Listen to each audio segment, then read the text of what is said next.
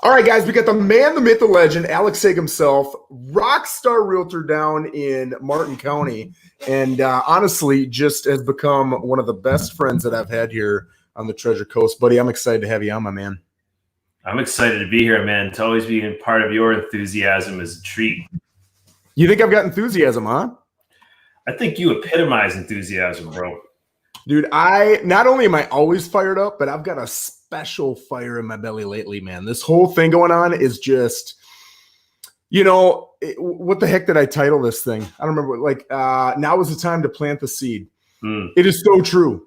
I think that right now is the time, the excuse that everybody needs to get all those little things done, all those little projects, all those big ideas that they've had. Now's the time to work on them, man. It's time to time block. It's time to put that time. When you see monsters who have grown into, they didn't just get there, right? It took them time. It took them effort. And you think, how the heck did they do all this? It's things like this. Not this. Obviously, this hasn't happened before. But it's excuses like this, great reasons like this to sit down and build this stuff. What do you think, my man? Yeah, I think, it's interesting. I think we were talking about today with our good friend Dean and some other folks that we're working on with our one of the projects that we're working on, the Conscious Agent. And, I think we were talking about what's the most valuable resource that you have. And so many people would say time, right? So you get to the end of your life and some people say, well, I'd give anything to go back to whenever, right? And so time is a super, super valuable resource. There's a whole industry out there to try to make people look younger, and they want to get their time back, And the other guy was like, well, the most important thing is certainty. That's a valuable commodity right now. Certainty. If you can hand somebody certainty, that's what a lot of the programs are out there of and your big thing, which I love about you is, hey, one thing I can control, how many calls I make. Yep. That's certain, right? Then you bring a value to that call, and you can get a higher level of certainty for what you're going to make from those calls. And I love that you bring the certainty of, hey, I'm genuinely here to help you, right? So, I think that you got some things going on with, the certainty that you can create, and what you're talking, I guess, ultimately is, bringing value to people. And that ultimately is, that's a planting of a seed. That's creating relationships. Yes. Right? Yeah. So that is, planting a seed is not, I had a call today, man, guy that bought a house. I don't like telling real estate stories, but I'm giving you an example, right? And he had a business. It was a great business. It was a healthcare based business. And he just had to lay off 200 employees. There's a couple $100,000 a month in revenue and that he didn't have coming in. I'm giving you an example of, he's like, hey man, he just threw up on me. He's like, I'm sorry. Yeah. And I said, he said, you probably don't want to hear all this right now. And I said, I'm perfect to hear this right now. Yep. I said, I'm not here to sell you a house, man. I'm here to continue our relationship. Yes. And you're telling me that that's not planting a seed where he's like, wow. It wasn't like, hey, man, whatever, you're going through a hard time, try to get him off the phone. I was like, bring it on. Yeah. Yeah. Yeah, I've really not tried to get in the habit. I mean, it's just been a mental shift. It just happened one day. I've got a video out of it where I don't, big question is at what point do you say, I'm not going to sell this person a house, and you get off the phone with them? And my answer to that is you don't. If they want to talk about their puppy, your buddy there had a monstrous thing happen to him, something that's going to impact him for the rest of his life. He'll remember that in 30, 40 years, guarantee it. And you taking that time builds a connection that he might not have had with anyone else in this experience that he's going through right now. And that's going to be memorable for the rest of his life. And honestly, when it comes down to it, who gives a damn how many homes you sold today if you made that guy feel better, if you made his thoughts clear, if you made his path more defined, Yeah, I mean, I think that's ultimately what we're talking about is, if what's the highest purpose? Yeah. Yeah, I've heard you and Dean talk about that a lot, and I love that. That's big. That's big. I mean, and the highest purpose is about the other person. It's not about you. So I'm here to serve you. And the best way to serve you is to help you. And if helping you genuinely is just to have somebody to throw up on, hey man, let's do it. Let's go. I got a big frock. I'll just throw it in the washer after. Yeah. So what are you doing differently in the last couple of days and over the next coming weeks, whatever those weeks look like? Nothing. I like that, man. You know what I mean? Like, that's why I'm still here. I was telling, one of the things that I did today is all I can do now is impart on people, and I'll be frank, we'll go back to your thing, man, of making, I'm a maniac when it comes to making calls. I still have my sheets that I keep track of how many people I call. And, back in, I'll say I got gray hair, Joe, for, 2008, I told a story, which I won't tell on air here, of what my day used to look like. No, yeah, you know what? My day used to look like. I can say this now, because 12 years ago, I would wake up at 10, and I've worked hard in my life, man. I've been a lumberjack. I've worked on commercial fishing boats in Maine. What? I've dug holes in the outback in Australia on Aboriginal communities. Where is this coming? I felt like I knew you. This is crazy. Yeah. So, I mean, I've been I've done some wild stuff. Hard work. I mean, I'm talking, I've seen people die, anyways, my point is, I know what hard work is. I was dragging brush when I was, 8 years old. My dad had me dragging brush out of the woods. So I know what hard work is. Anyways, my point is that I was in that 2006 and I was selling land over the phone. I could literally wake up at 10, smoke a joint, go into work for 3 hours, and I was making 60 grand a year, probably working 4.5. I was probably working 20 hours a week. Yeah. And I was like, wow, I made 60 grand. It was like, no problem. I didn't have to go out and show houses. I have to do anything, man. Just make calls, provide service. And I was doing something that was a little different than a lot of people. Like, how did you find my number? I've always been good at kind of figuring out things. Yep. I'm kind of like you, like I'm just a grinder, and I like to get, leverage here and there where I can, So anyways, my point is that, when the thing changed, ever read the book, Who Moved My Cheese? Yes. Easy read. Great read. The cheese got moved. But if you have the work ethic, the one mouse goes like, oh, somebody moved the cheese. Like, and it's like, the other mouse is like, well, find it. I'm just go find it. And so that's what I've always done. It's just like, and my thing over the last 10 years, so is just a lot of calls, getting better at my craft, and providing value. So I'm not doing anything different, man. So all I'm saying is to the agents here, I was like, guys, honestly, I've been saying this for a couple of years, like those were the good times as far as you could work 3 to 5 hours a day. If you work during that time and you could make a good living. Yep. That's not the way it's going to be anymore. Yeah. I mean, in my humble opinion, I can't predict the future. This feels a lot, I could just say from experience, this feels a lot like 2008. And we lost, I hate to say it, you realtors out there, it doesn't have to be you. If you listen to Joe, go this way. If you listen to Joe and you get into his accountability group, listen to Joe, be accountable, take it seriously. It's your profession. Make phone calls, provide value. If you do that, you don't have to do anything. I'm not doing anything different. I've just been doing that forever. Yep. So I'm not doing anything different. It's like I just have that work ethic and providing the value coming from a place of I don't need to sell you something. Yeah. Yeah, I've been getting asked a lot with your calls, Joe. What's your script now? And I'm honestly just calling. Like, there's no script. It's just what's going on. Like, they lead into the conversation. They're like, it's crazy out there. What do you mean? How's it going? It's nuts out there. Like, really? What are you seeing? What are you feeling? How's that impacting you? I had a gal the other day. I think it was when Mariah was over here and we were doing cold calls together and I taped that. And she did phenomenal, by the way.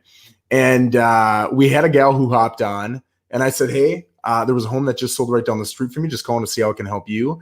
And she's like, I'm looking for toilet paper, man. I can't find any toilet paper. And I was like, really?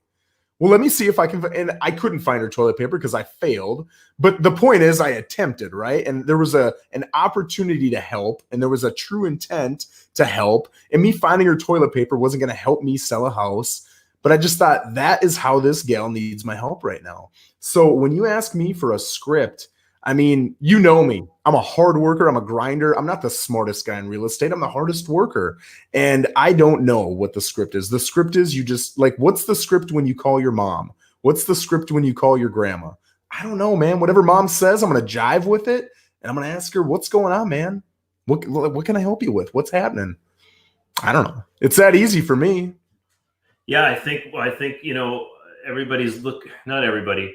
The AFA, the average frustrated agent, is looking for the secret, the secret. And then you tell them, here's the secret. Really, you just want to help people. Well, what does that mean? I don't know. What do they need? Maybe they need to go look on Amazon for toilet paper and you find out that it's a backlog of a month. That's what they needed. That's it. It's that simple. Well, what do you mean? Well, how do you get that in? It's like, no, the objective wasn't to sell the house. Yeah.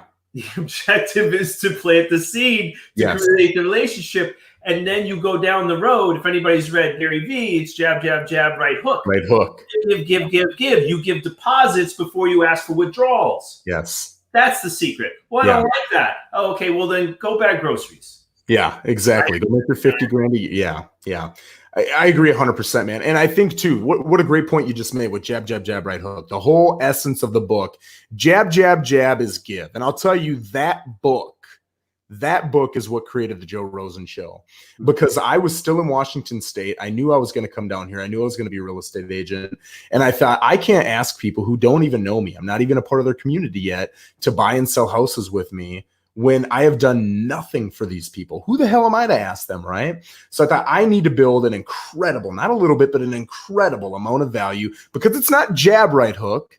It's jab, jab, jab, right hook. It's a give, give, give. Way more giving than you're getting. And so I built the Joe Rosen show based on that book right there, wanting to give buyers and sellers different amounts of value, different things. And then it got into real estate agents, because real estate agents were giving so much to me and they were commenting so much on my videos and they were helping me produce things and they were helping me with my editing and my, like, so many other things. And I thought, holy smokes, man, I know things that they don't know. Like, they're helping me with things I don't know. I can help them with things they don't know. So that started the 7-Eleven accountability group on Facebook, man. It started all the prospecting. It started, like, I'm a fired up dude. I know that's something I've got innate in me, right? I can share that with people. And if it helps you for one day, you get it and come back tomorrow and I'll give it to you again. I'll light that fire in your belly and get it again. And you can come back every single day and I'll light that fire, man. But that book is what started that whole thing for me, man. I'm excited you said that. I forgot about that. It's a gem. And, I'll add another thing, which people look, adding value and helping somebody, information, is an old saying, and cliches are cliches because they're full of truth. It's said over and over and over again because it's full of truth. That's what a cliche is. I've never heard that, but I like it. But it's in itself is a cliche as well. But the point is that knowledge is power. And just like, for instance, what did I just read really quickly? Like, you're going to read Facebook, you are a professional. So what I did was, in 2008, people say, well, what should I do? You should be learning more. I went out and did what other people didn't want to do. Short sales. People like, in those days, you needed a pulse to buy a home. They literally actually didn't. They sold houses to people who were dead. That's in The Big Short. But, you know what I'm saying? Like, truly. Yeah. The point is that we went from a market where you didn't have to know anything to sell somebody something. Right? It's true. Yeah. You didn't have to really know anything. You just had to know somebody that wanted to buy, and you had to be able to get them into the house. Yeah. And sometimes the sales managers would write the contracts for the agents. Yep. So they thought it was that easy. It was like, that's why we lost 60, 70% of the realtors, because they didn't even know what they were really doing. They just were facilitating transactions, right? So my point is, what did I do? I was like, I worked on private yachts before that, and I was like, I don't want to go scrub boats again. So, and land dried up. Like, land's the first thing to go, because it's not, you can't rent it. Yeah. Right? It's not super fungible. It doesn't have a lot of velocity once, it just takes up taxes. There's no house on it you can rent, right? Yeah. Or live in. So point being was, I went out and I learned about doing short sales. And guess what? It was a lot of knowledge, because it was something the banks didn't even know what a short sale was. They didn't have a system. They didn't know what it was. Yeah. They didn't have anybody who could make a decision. Yep. You had a first, and you had a second, and you had to get the P and D. It was like, and there was fax machines. It wasn't even like scanning, dude. Yeah. And you weren't even talking to people. You'd have to enter it through a system, and maybe they got back to you in 2 days. Maybe it was 6 months. It was crazy. Well, I was telling the story today. I mean, you could get through. You had to get through to the right person, the asset managers, blah, blah, blah, blah. My point is that I had to have knowledge. So I had to have something that other people didn't have that was valuable to give to somebody to help them. Absolutely. What did I have to do? I had to get out of my comfort zone of selling land. I had to do something that I had to learn, because there was nobody that could teach me. I had to figure it out on myself. Yeah. Right. And then I had to work extra long hours, because the banks you couldn't get through because the lines were jammed. You couldn't get the hardship packages through because their fax machines were so backed up. And I had to have tenacity and patience and go through all that and take, guess what? Patience, because before you could sell a house and it could close in 30 days. I had my longest short sale took me 3.5 years. Whoa. I've never had that, man. That's crazy. Wow. So that must have been like 09. Yeah, I sold short sales from like 09. Like the end of it, the nadir of the market was probably like 12, like 11, 12, depending on where you were. The point is, that was like 3 years, and then some of them lagged off they just waned off into, 14, and probably the last one I did was in 15 or something. But my point is that, okay, so for instance, does anybody know what the Fed did today? How many agents out there know what the Fed did over the weekend? Over the weekend? Well, I have to hope. No, I don't know. Hopefully, all of them. Hopefully what? Right? Well, okay. I'll say 2 things. Number one, this is me completely guessing. What percentage know? 70%. Of the 70%, what percent actually read more than the title on the article? 20%.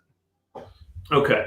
So I would guess that you probably have less than 25% know what the Fed really is and what the implications are of what the Federal Reserve just decided to do. Because last week, as it came on, they did $750 billion buying treasuries, which they did, almost a month and a half back, started buying mortgage-backed securities, because none of the banks want mortgage-backed securities, because that's the same junk that was around from 2008. Yeah. I'm just giving you an example, right? So that's what they did. Over the weekend, now they've decided the Fed has come in and they're buying corporate-backed bonds, right?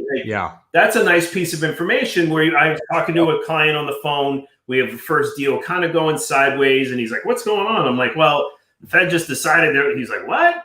And I'm like, yeah. And then Fannie Mae and Freddie, opened up their guidelines for drive-by appraisals. And, I read the article, and it was like some stuff about income, about, job history. Right. So that's important. That's stuff, if you're going to be looking at the screen and not looking at your CRM, be reading about things that are valuable, because that makes you a professional. That differentiates you. That's something of value. That's what we're talking about here. Hey, maybe the person wants to just throw up on you. You don't go, hey, did you hear that the market? No, they go, hey, well, what's going on? Now you have the opportunity. Yes. Yeah. But you need to have something ready when that opportunity arises. Right. How many people are digging in deep enough right now on their own, right? Because you're your own boss. You don't have anybody telling you what to do. How many people are digging in deep enough right now to get that information? So when that opportunity presents itself, you've got the ammo to deliver the value. How many? How many? It's a good question, you know? So guys out there, this is the new normal. And it's an opportunity for you to differentiate yourself from those other agents that don't even know, that haven't, or hey, maybe you're new and you know you like Mariah, but she's going to Joe. She's going to Joe. Hey, teach me. She's getting out of her comfort zone. What did I do? Yeah, I was selling land. I had to go sell something completely different and take a bunch of learning. That's what you got to do. It's not Alex who's the magic salesperson. Nope. You know, doing this 17 years. It's like, I'm not the magic salesperson. I just, you know, I'm continuously going like, okay, the cheese got moved. Let's go find it. Let's go find it, baby. Let's go find it. Yeah. You know, now I've got a database too, you know, so I'll call into you know, we have a thing with the CTE, commitment excellence, and how many people the agents call on that. We have one agent who's a new agent. He makes 250, 300 calls a day with the dialer. Right? Yes. Yeah. You know, and he's talking to maybe, you know, 20, 25 people, which is awesome. Awesome. I can call, you know, 30 people and talk to 17. And out of those 17, I have excellent conversations because those are people that know me, so they pick up the phone. Yes. So it's not Alex has the magic, whatever. Alex has just been doing it for a really long time. Alex continues to develop. Alex continues to stay humble and constant activity. That's right, Mike. So boy, Mike, baby. Yeah, I love that guy. Yeah, and people will look at what you just said and they'll say, well, that's no fair. I mean, he's cheating. You're not cheating because you had to go through the same crappy circumstances to get to where you're at that everybody else does, right? It's the same for everybody. Yeah. Yeah, I mean, it's not like I got the magic database that I bought. I did. I paid a lot of money through Zillow. So if you want to pay the money, that's a whole nother story. That's another Joe Rosen episode. You know, but like, you know, you want to pay for them, they're expensive to get to somebody, you know, so that's a whole nother conversation. But what am I doing differently, Joe? Not much, bro. I love that, man. I want to read you a text. I got this last night. It's a good friend who just got into real estate. And this friend, now I'm going to have to say this in a way that doesn't call out who this is. Where was it? Holy smokes. This was a longer conversation than, okay. So this person's in my 7-Eleven accountability group on Facebook, right? Where we focus on cold calling. And really the minimum to stay in this group is nothing. It's 10 calls a week and you get a post weekly. 10 calls, you're going bankrupt, right? And the goal of that is to take people who are wanting to do it. They know it's right to do it, but they're so nervous. And I'm saying, cool, just do 10. Just do 10. Maybe next week we'll work up to 20, right? Whatever. Take it at your own pace, but you got to start somewhere. So that's the goal of this. This agent wrote, "Hi, Joe, take me out of the group. I can't make the required number of calls. Thanks for your support and encouragement." And I wrote back, "Can't? Question mark. What do you mean by can't?" And this person wrote can't. And then it was a slew of legitimate, just shitty circumstances that this person is dealing with right now. But Alex, how many shitty circumstances have you had in your life? I could tell you about the shitty circumstances I got today. Yeah, exactly. There's all kinds of them, right? You can find them. They're all over the place. And I wrote, "Are you good financially? How are you doing? Do you have help?" And then it was, I actually have a cash buyer who has to buy and close within 50 days. I'm not going to read all that. Blah, blah, blah, blah, blah, blah, blah, blah. So this person, instead of using RedX, right? I'm averaging 141 calls an hour on a triple dialer. This person is going through their company's, I forget what the system's called, to look up a number individually, right? 1, 2, 3 3rd Street, 1, 2, 3 4 3rd Street, 1, 2, 3 5. And they're looking them up and then they're hand dialing them. So they're calling maybe 15 an hour, 20 an hour. And I said, "I get that cash buyer out tomorrow. I heard we're going on lockdown soon, right? And if that's the case, you're going to want to be proactive. I'd reconsider the calls. Here's where I get really heavy with this person. I fully understand the hurdles. Life is tough. But if you don't fill the funnel consistently, your business will quickly fail. Again, I get the challenges, but the market doesn't care. That's the most important thing I say right there. The market just doesn't give a damn. I give a damn. I'll listen to you, but I can't buy 28 houses from you this year. I just can't. So you're going to have to go find some people to help you. So the market doesn't care. Realtors will either rise up and figure out how to get in front of people voice to voice, or they will undoubtedly fail. I love you, bud. So I'm being bluntly honest. If you need help, reach out. I'm always here for you, but get on the damn phones. And that person wrote back and said, I appreciate that. And I agree with it all. And I've got a meeting with that person tomorrow. Is that a full-time agent? Say again? Is that a full-time agent? Yes. With what's going on currently and the kids being home from school, that has hindered that. That's the big hurdle right now, right? But again, I said, I understand that. I understand it sucks having your kids at home. I understand you got little ones, but you either call and make their life boring right now because you're on the phones, or you don't call and then you got to worry about you being homeless out in the streets with your kids. You pick. Either way, it's going to suck. Do you want the suck of the phones or the suck of not having a house? You got to make the damn calls, man. You have to. And I don't care who's listening to this. If you're not a realtor and you got something else going on, everybody's got shitty things going on right now. And it's probably going to get more difficult before it gets easier.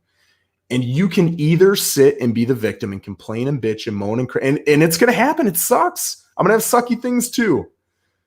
Or you can build a plan and you can absolutely destroy that plan, crush that plan, get motivated, get fired up, surround yourself with people who are way better than you, way higher standards than you, and you can rise to the occasion. And when this whole thing's over, you'll be bigger and better than you ever were before. You can pick. It's your choice. But those are your two choices, period. I love what my friend Dean brought to the plate for the three things that you really need.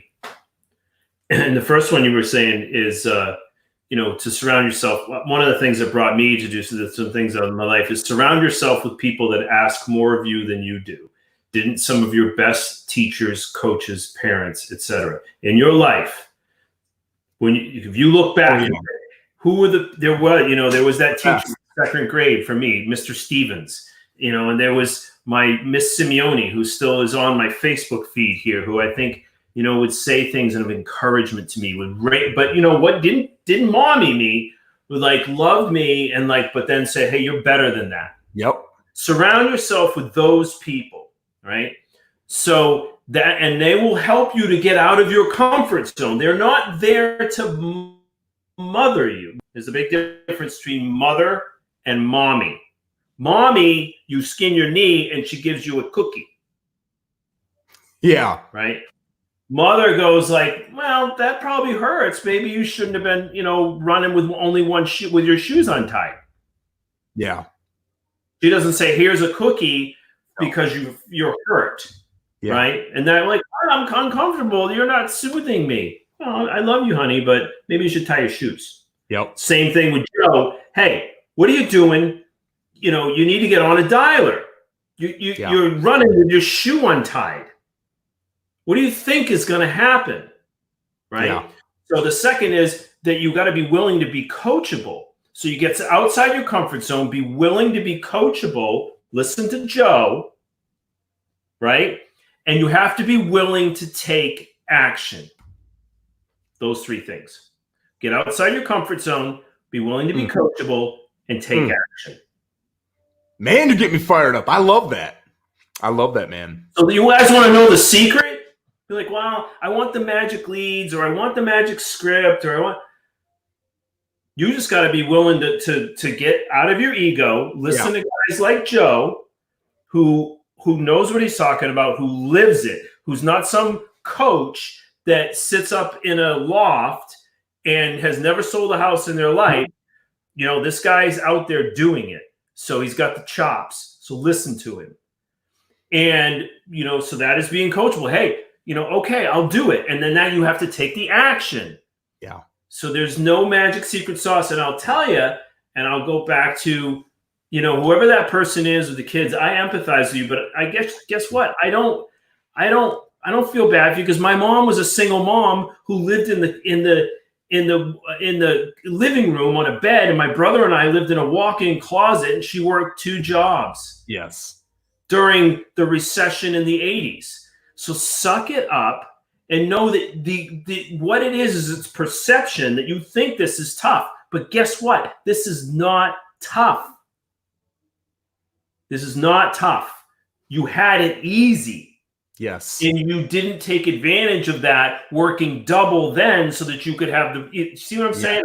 That's what it is. And all this is going to do, this is your opportunity. And look, I'm having an opportunity right now because I've got employees, I've got responsibilities, I got, you know what I mean? Like different from that kid that was, you know, selling land and smoking weed and like, wee, and then like I had to figure it out. Like I got different kinds of responsibilities now, you know? So you just have to figure it out. The cheese got moved, you know, suck it up, buttercup.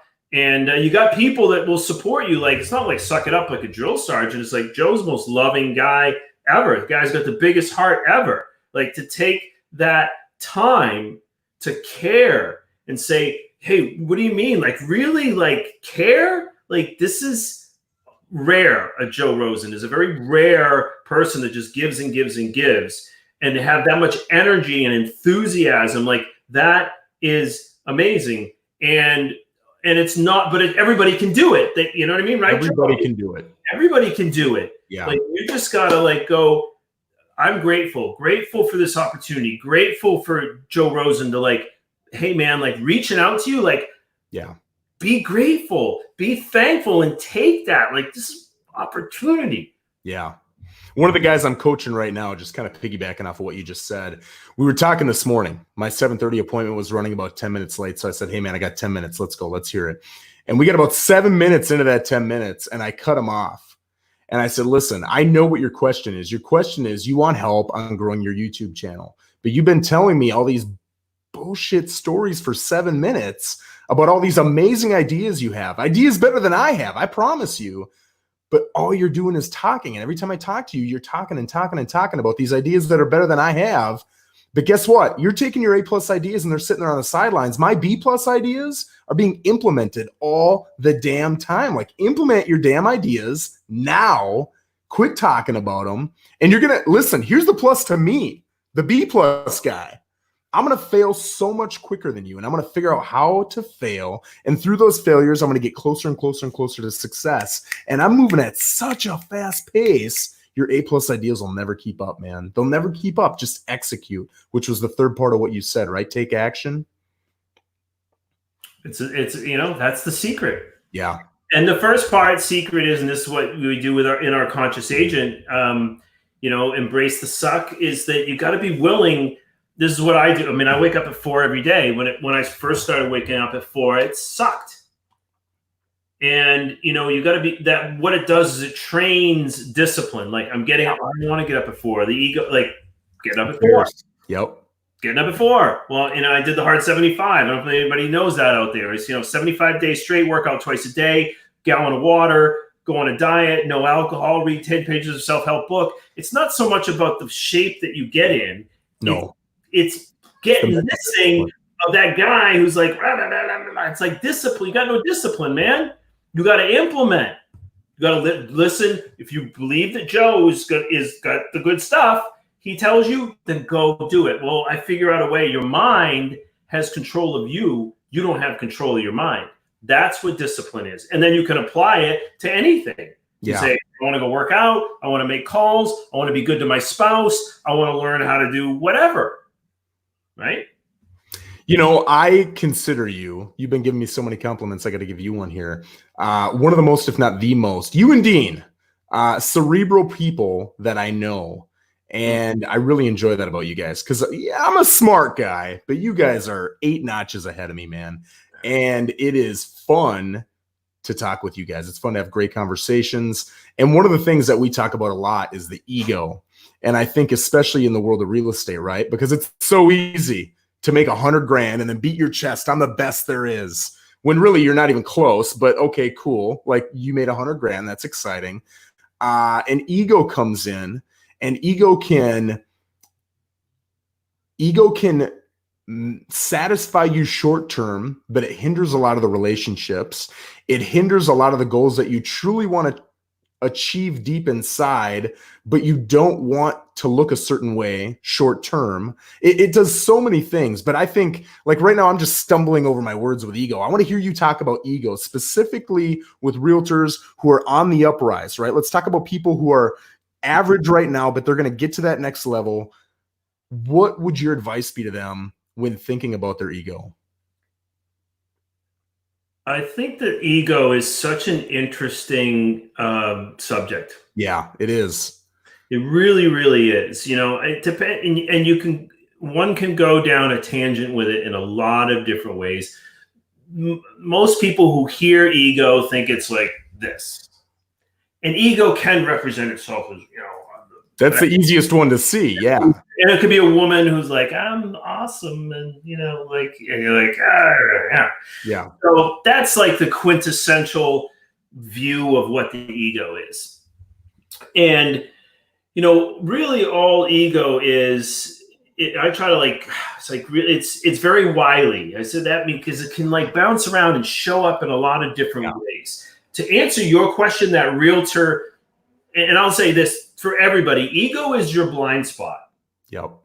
Because think of it this way, you can always see in other people their flaws. Not their flaws, but like, hey, you could be a little better doing that. Yep. You know, right? That's your blind spot. So when someone gives you, if you can get good constructive feedback from somebody, that's where trust is, that they're giving you feedback. You trust them, you love them. They're giving you feedback not to attack you, to rip you down. It's like, hey, man, you got a blind spot going on there, right? So ego for the up and coming agent is, we all have that. It's to continuously go like, where am I? What am I missing? Like, how can I be better? Yeah. And then to take whatever it is out there. Like, I'll give an example of my ego in up and coming in real estate, right?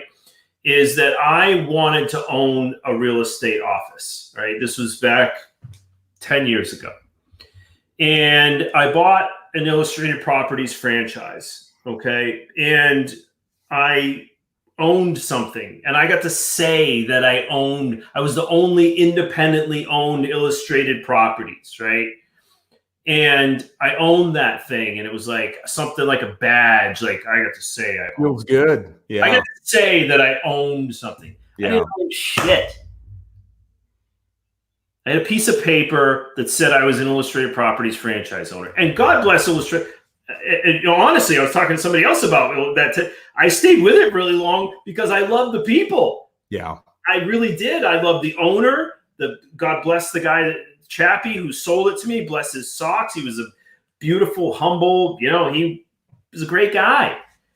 And he took a chance on me to own that thing. I didn't pay a lot of money for it. But anyways, my point is that I stayed with that because I had a belief, and that was my ego, that I owned something, and I got to tell people. And then if I left that, that would be failure. Yep.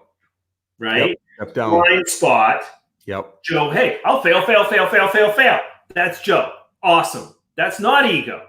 Well, yeah, that's what I say, but you know that I have weaknesses too. Of course, but the point is that you go, hey, I don't mind failing. I embrace failure. Yes. And I don't need to say to people, well, it didn't work over here because I went over here. It's like, you go over here because it makes sense, not because someone gives a shit what you do, or what you think about you.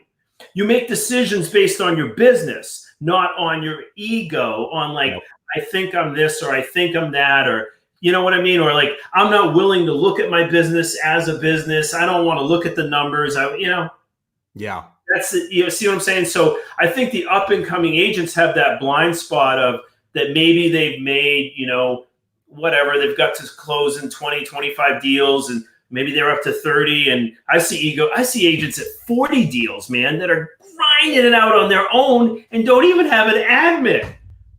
And they're like, it's like a badge of honor that I'm like, I am a grind, you know, and I want to get to 60 deals. It's like, maybe you want to get a transaction coordinator. Like, a piece of advice. Yeah.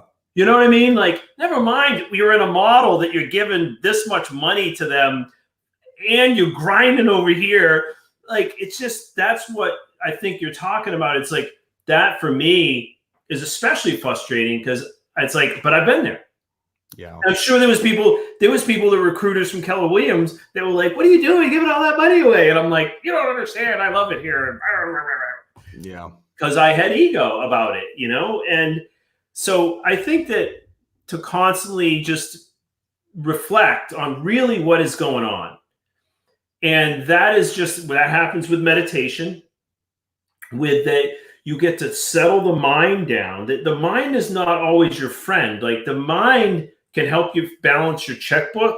Yeah. It may not be the best place to help you make decisions with how you treat people, how you treat yourself. Like come from the heart and come from like truth. Yes. And truth takes reflection. It takes vulnerability. It takes reduced ego, because ego doesn't always like truth. Yep. You know, even if it's going to help you, it's crazy. The ego, and that's a whole nother story of like how the ego keeps you down. And it's like, why do, you know, it's like the classic, the lady that stays with the guy that stays with a woman that just abuses him. Yeah. You know, like, why do you do that? Like, well, because they obviously don't believe that they deserve somebody that treats them nicely. Yeah. It's that simple. Like, if you believe that you deserve to be treated properly, why would you be with somebody that treats you like crap? Yeah. It's nonsensical.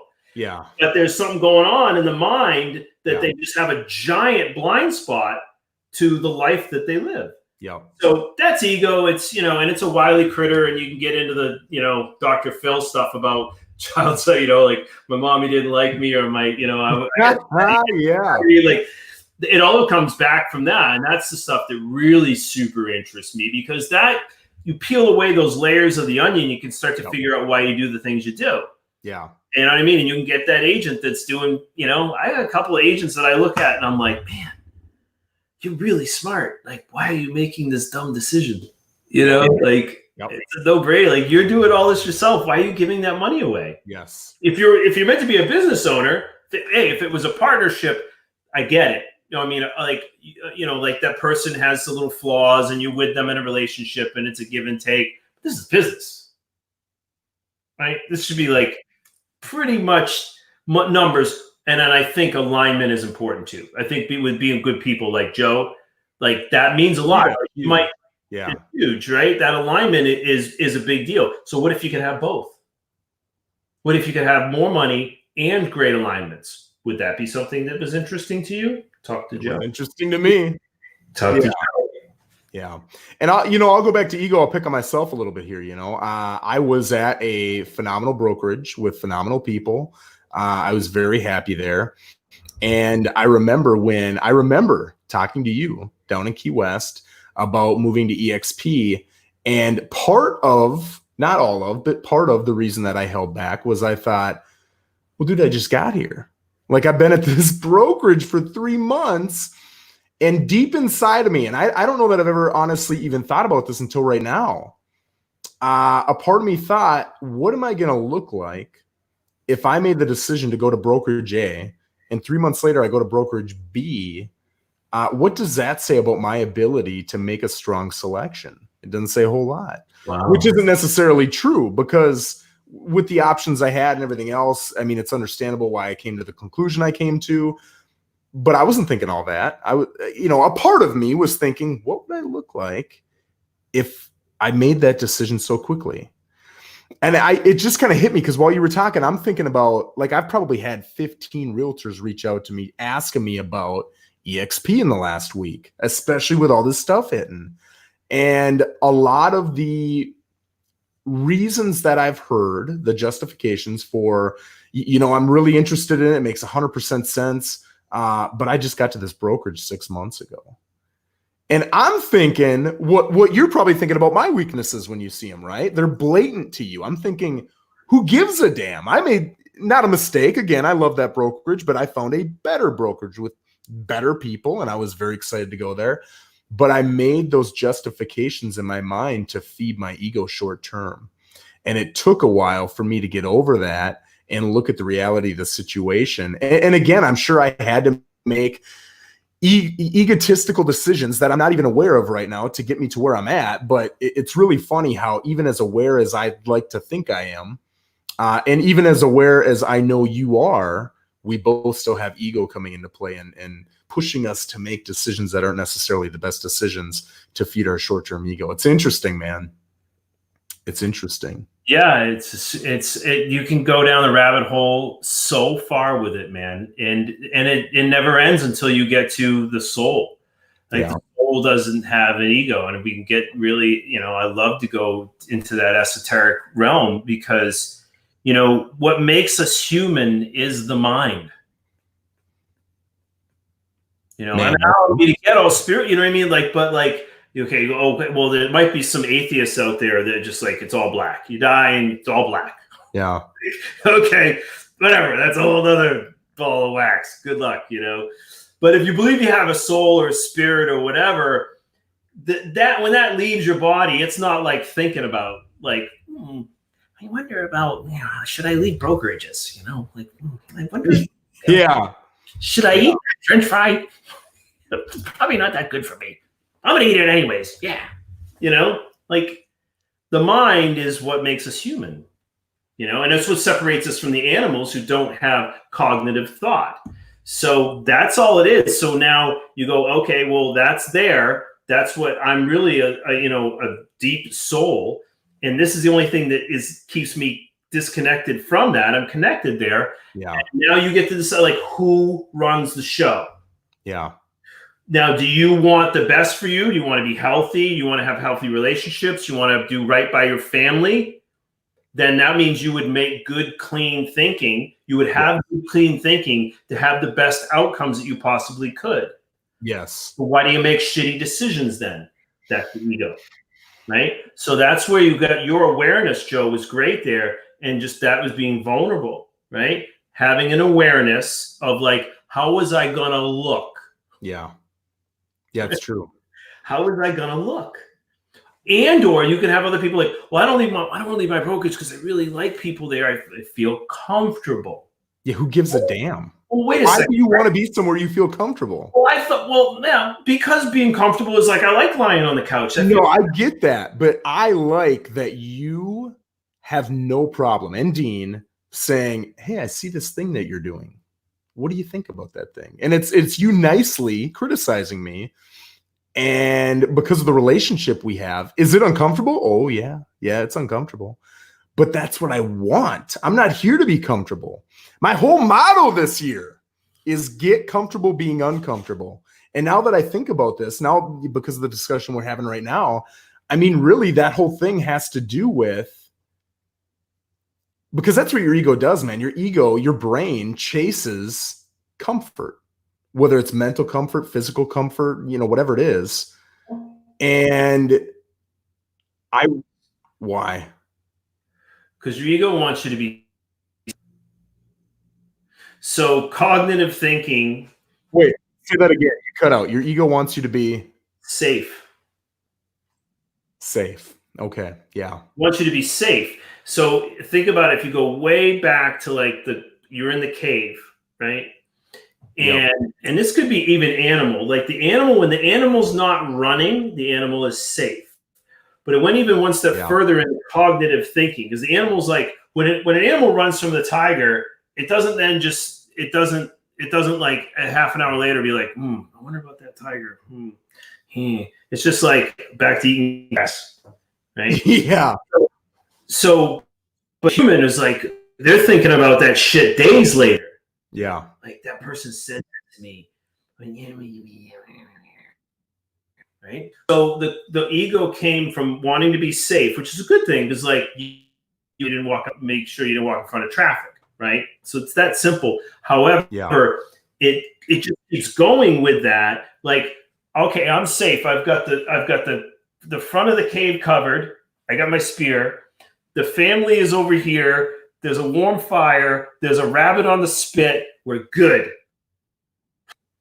Everybody's safe. Yeah. We're good. And it takes that and then equates, and there's a whole industry around comfort. You want the couch to be more comfortable. You want the car to be more comfortable.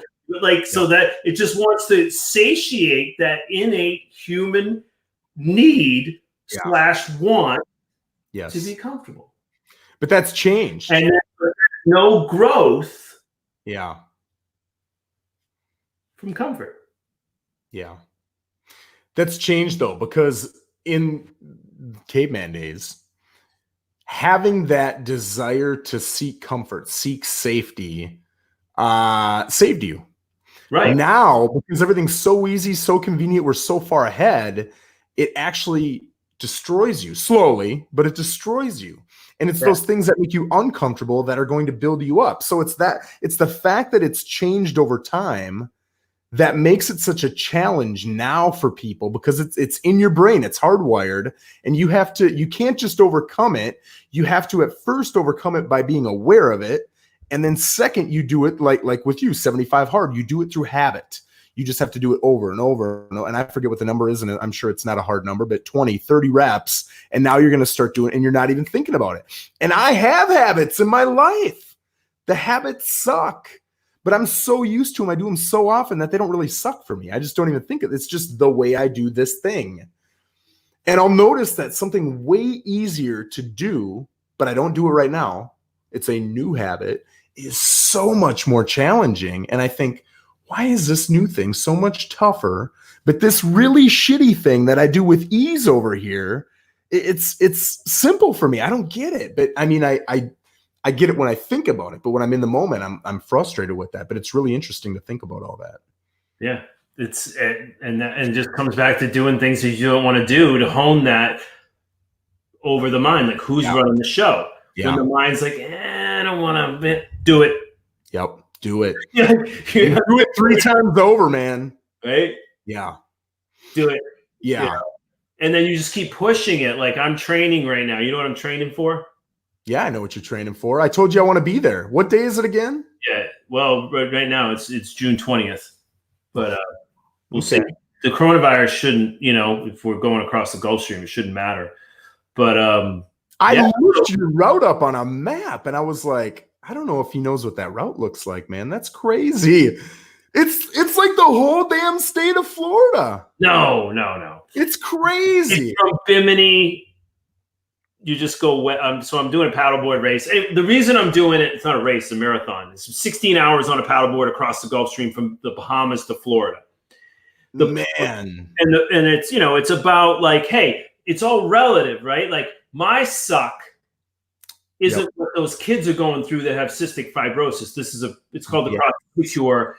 It's like, everything's relative. Like, if you all of a sudden got hit by a car tomorrow and you were paralyzed, you'd be like, shit, I wish I had yesterday's problems. Yeah, I wish I made my cold calls. Those problems again. Yeah. I wish that was my biggest problem. Yeah. It's all about perspective. Push yourself. Yeah. And that's all it is. It's like, okay, I'm going to do that. That's going to suck. It's going to big time suck. And I've been training for it. I went, on a Sunday morning, I'm on the water at 6:30, and I went and paddled, 11 miles. Yeah. That's amazing. That's amazing. I'll end with this one last topic, because I know you're better at this than I am. And this is something that this is like a new area for me of my business, right? I think a lot of people, when I help get them to the next level in real estate, it's looking at those things that you need to add to your calendar, your daily schedule, and do these things. And that's going to get you to be successful, right? So making your calls, following up with your CRM. If you're doing social media and video, you should be doing social media and video. Whatever it is, whatever your things are, you do those things. Because right now, a lot of agents aren't doing them, right? They just got way prettier flyers than you and me, because that's all they do is work on their flyers all damn day, right? God, I hate pretty flyers. I'm like, get away from your computer, take my B+ flyer and just go put it on every damn house you can see. Sick of pretty flyers. That's awesome. So I just got so worked up about that. So here's where I'm at. My new business struggle is that, dude, I'm working. I'm up at 5:30 every day, and I go until 10 o'clock at night. I take 1 hour to be with my family, and I take Sundays off to be with my family. But the rest of the time, I'm grinding, man. And they're like, you see me, I'm working the whole damn time. The whole damn time I'm working. I love it. I'm fired up. And I'm working because of my enthusiasm. And my enthusiasm, people ask me, where's your enthusiasm come from? Okay, some of it's innate. All right, I got blessed with a ton of enthusiasm. But a lot of it is because I'm aware I'm going to be dead soon. See me on that deathbed. Do I want to look back and be like, dude, I was the best Netflix watcher ever?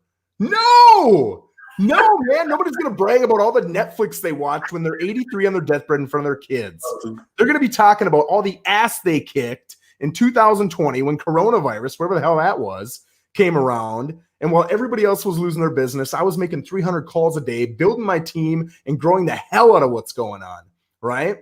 But anyway, let me digress a little bit here. So I've got enthusiasm. I'm working hard. But now, and you help me with this, now the problem I'm having is I've got too many tasks to get done in a day.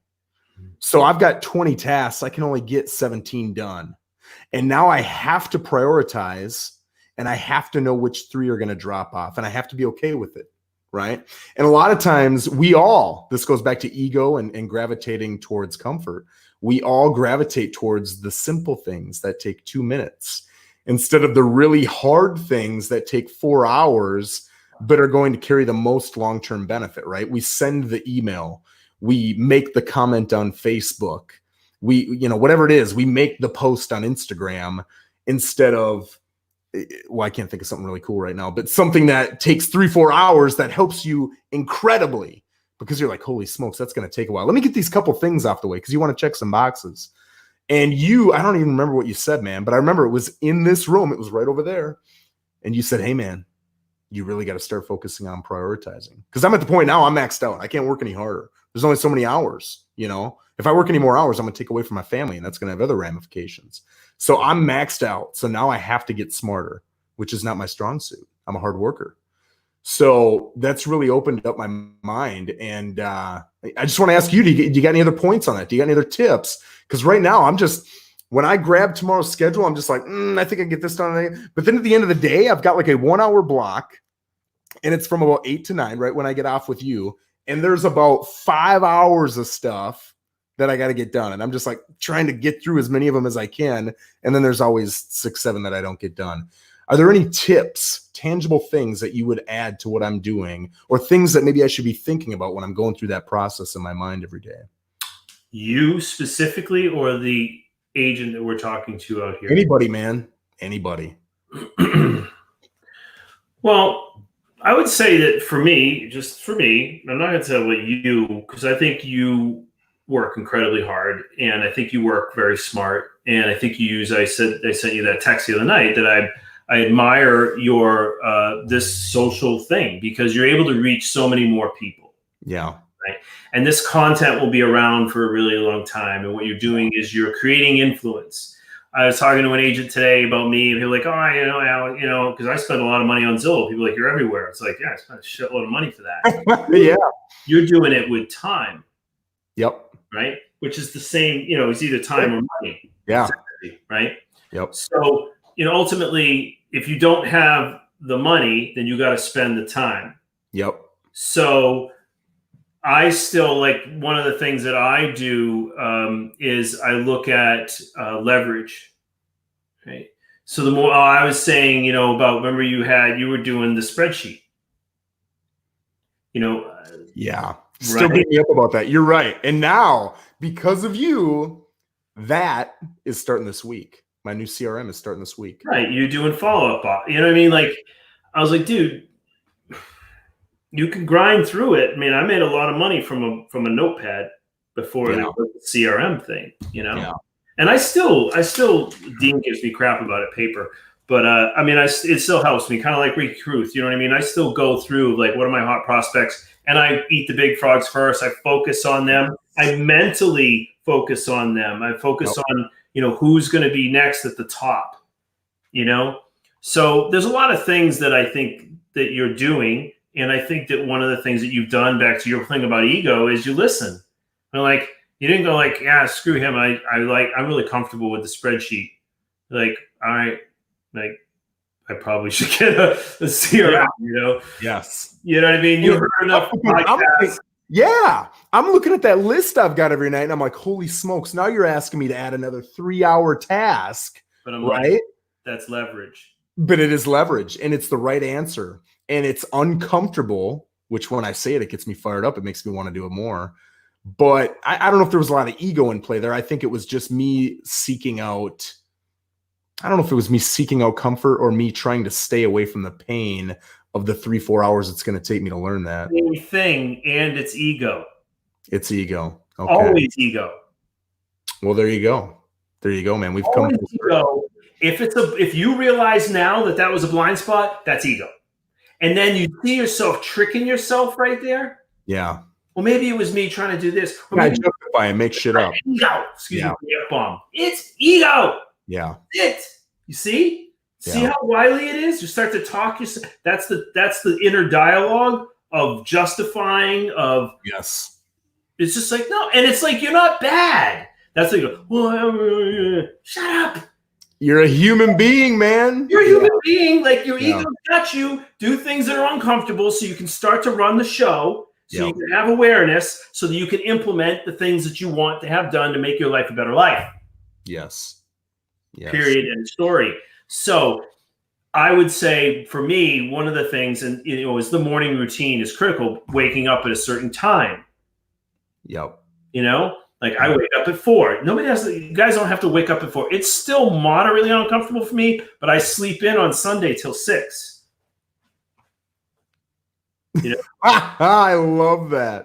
So, and I'm not saying you guys got to do that, but I'm saying is if you want it, do the things that are very, very uncomfortable. Like waking up at 4 was uncomfortable. Maybe you wake up at 8. Like maybe not try. That's the thing. People are like, I'm going to try. You're screwed. No, you already failed. You got to make a decision. Burn the bridge. You got to burn the ships. That's what it is. Decision. And you got to say, like, are you willing to get outside your comfort zone? Are you coachable? And you willing to take action? So surround yourself with people that say, hey, maybe you should wake up at 6. Let me look at your day. Let's go through your day. Get me with somebody. I'll show you where your holes are. I guarantee that person with the kids, they are watching Netflix or they're on whatever. You're trading ego for capital. Yeah. With NAEA. You're trading ego for capital, i.e. I'm with this company, but I really like everybody, so I'm going to spend a lot of money because I'm going to go with my ego. Comfort, yep. Right? I'm going to spend a lot of time on I'm only going to use a notepad or a spreadsheet, and I'm not going to use a CRM. So you're spending a lot of time, money for ego. Yep. Capital for ego. And that's all it is. And so then that's the awareness. So, what my secret, I wake up at 4, I get a morning routine, I fast, I go to the gym, or I go run with Bruiser, I go, do 400 or 500 push-ups and 45 minutes, smoothie, you know what I mean? Like, what's my secret? That's a good morning routine to start, and then get in the office and start making calls by 8. Yes. I have a goal for 15 people a day. I don't always hit that, but I've got other agents that I've got leverage that are making calls and doing things. I got an amazing operations manager that it took me a lot of time and effort, and people that I had to work with and didn't work out, and time and money and frustration to get a great one. And guess what I do? I love on her and I say, thank you, thank you, thank you. She's worth more than I pay her. Yep. But she, you know what I mean? Like she knows somebody will pay her whatever. My point. Listing and transaction coordinator, Monique, the bomb, best in the business, because she works with me because she believes in what we're doing. Yeah. It matters. I matter in her life. Yep. A lighthouse, to be somebody who is older than me and I treat her with the utmost of respect, and we challenge and respect and love each other. Yeah. And these are other levels of being of leadership of people. How do you get influence of somebody money, but you just couldn't pay her enough. She gets people to ask her to come work for her, to come work with them. Yeah. A guy up in Port St. Lucie who crushes it, getting out one of those 100% companies after her, but she's like, I would never work for that guy. Yeah. He offered her more money. You see? Because that commodity of love, that commodity of that I matter in her life. Yes. I'm up there grinding. She sees that. And I know what's going on with her. And I care. Yeah. You know what I mean? Like that's that's the next level to it. So where did that come from? Doing shit that I don't want to do. You get me excited, man. I mean, I want to take care of her, but I'm saying, you know what I mean? Like, I know. Diligence. She sees that work and she sees that vision and she sees that, hey, we have our core values and we adhere to that no matter what. It's inspiring. We can take this core values out. If you got a problem, we'll take our core values and we'll say, let's look at what the problem is and we'll stack it up to the core values and see how we're going to deal with it. Yes. That's how I deal with everything. I like that, baby. I love it. I love it. You got to work with me on getting my core value sheet. You talked about that a couple months ago, and I have it somewhere in my pile of notes here. I got to build it, man. I haven't built it. You got me to get the guy up in Pennsylvania to build it, but I haven't built it myself yet. I know what they are. That was a good nugget, right? That was a good nugget. It was an amazing nugget. Yeah. Yeah. Well, Bud, I really appreciate it. Thank you so much. I know that this is precious time for you, and I just can't thank you enough. You've been a lighthouse for me, and you are for many others. And you're one of the biggest reasons that I moved, man. And you moved to another brokerage. You and Dean moved to another brokerage. I'll probably go to that damn brokerage too. I don't care if they pay me half as much. I'm here for the people, baby. I'm here for the people. Well, it's nice to have both. And I can't tell you how thankful I am to have you in my life, Joe, and to be aligned with you. You're a lighthouse for me. And one big fire, baby. We're just going to keep on burning. Fire. I like when we talk in emojis and it's just fire, fire, fire, fire. That's our whole conversation in text every day. I love that, man. Yeah. All right. You have a good night. I appreciate it, bud. Thanks, brother. Take care.